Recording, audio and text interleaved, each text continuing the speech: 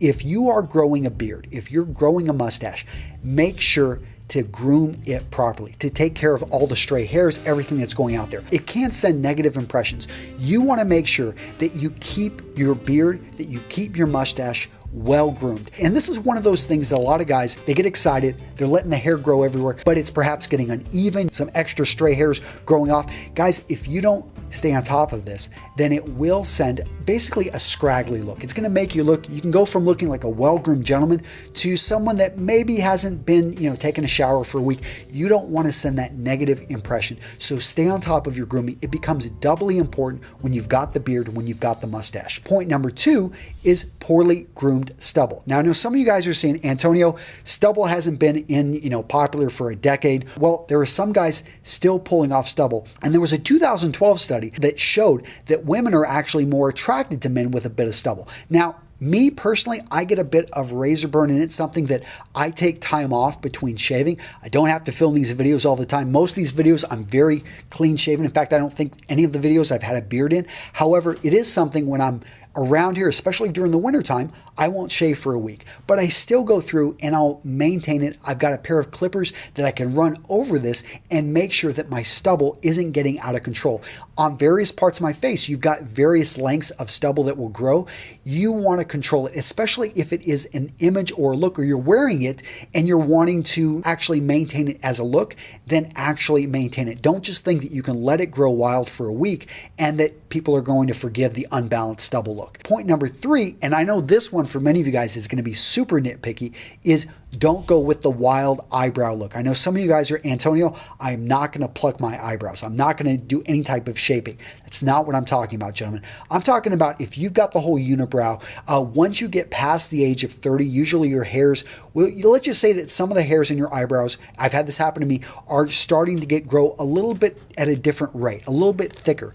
You want to maintain the natural shape of your eyebrows. Why this is important? Because your eyebrows are one of the strongest indicators of emotion in facial expressions. So think about it. Shave off a guy's eyebrows. In fact, draw a picture of a face and just, anytime we think of a scowl, anytime we look of like a mean look, we see the eyebrows point down. The eyebrows, the evolutionary function of them is actually to send emotional signals to other people. So if you have a unibrow, or if you're letting these things get too bushy, you could be sending an aggressive signal when you don't mean to. And this is important. If you're going to be going out there and interacting with people, making first impressions, you don't want people to be saying, why is that guy always scowling? Why is he always have that, he's upset about something, when that's not the case. So number 4, nose hair. Now, this only is bad whenever you let it get out of control, especially if you're a taller gent. I mean, you go up to a guy, he's 6'8",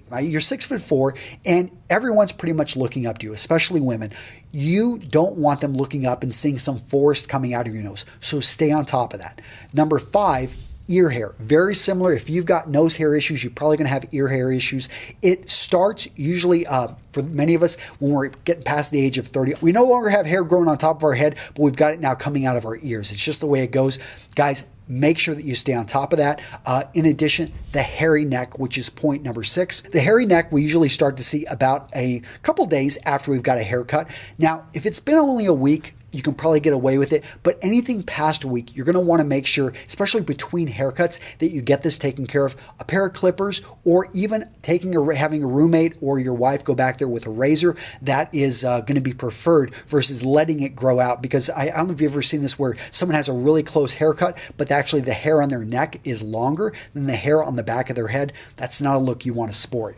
Now, if you're looking to level up your style, you really need to check out my free community over on School. I've set this community up so we've got free classes that you can make your way through step by step and learn the basic foundations of men's style. We actually have giveaways. In fact, this year alone, I've given away over $15,000 in gear that has accumulated here in my office, and I love sending it out to you guys free of charge. And I have to say, the men that are in this group are friggin' awesome. We've got a no a-hole policy. People treat each other with respect. And what we've managed to create in this community is a place where a man can come in and ask questions and get some solid advice. So gents, use the link in the description description of today's video, go check out our free communities on School. These are for you to become the man you know yourself to be. And finally, point number 7 is hair over the ears. This one's a little bit small, but it is something when you get close to a person, if you start to see hair on the ears, to me it's an indicator that they need to go to the barber. Now, 2 habits that you can have to make sure and to mitigate these 7 grooming mistakes. Number 1 is to set up a routine.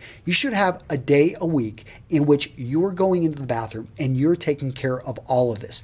It shouldn't be something that you react to. It should be something that you're proactively, once a week, having a certain time that you're going in there and you're just taking care of all of this and staying on top of it before it gets out of control. For other, for the beard and for the stubble, it may actually be something that you have to do more than once a week, but it's going to be something that you want to have a routine, even if it's once a day for some of you guys out there that maybe have a lot of hair that's growing very quickly.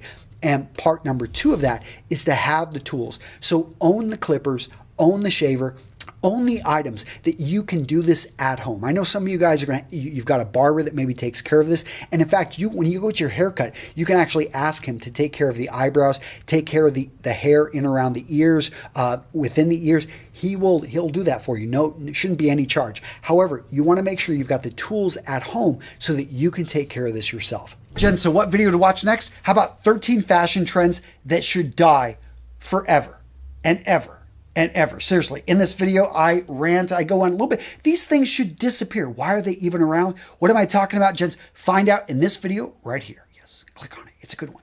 Seriously, it's a good video. Boom, boom. Hit that click. Yes, go right to it. Magically, you will go to another video when you click here.